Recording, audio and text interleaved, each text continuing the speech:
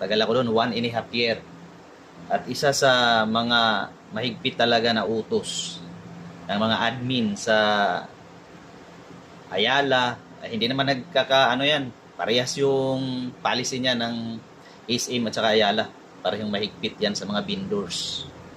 Talagang ayaw nila ng may mga vendors.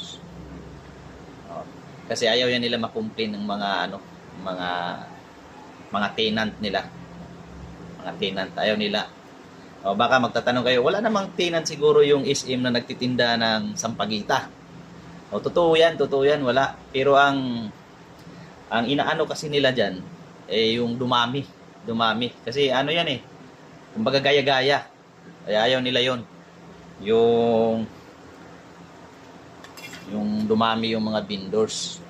Kaya hanggat maaga pa, inaagapan na talaga nila na hindi na talaga nila pinapayagan.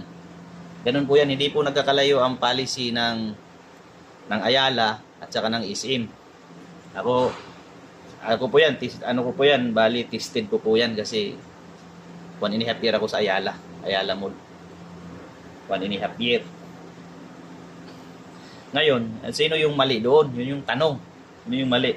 Alam nyo, walang utos yung admin na ganun, na kumpiskahin mo yung mga paninda, sirain mo yung mga paninda. Wala pong ganun. Walang utos ng ganun. Yung mga SM at saka yung Ayala, wala pong ganun na walang utos. Ang utos sa amin, i-drive out, paalisin yung mga ganyan na mga nagtitinda. Hindi yung sisirain mo, kumpiskahin. Walang utos na ganun. Kaya ang mali doon, yung kabaro ko, yung gwardiya, ang mali. Ang doon, masakit pa doon. Bata, tapos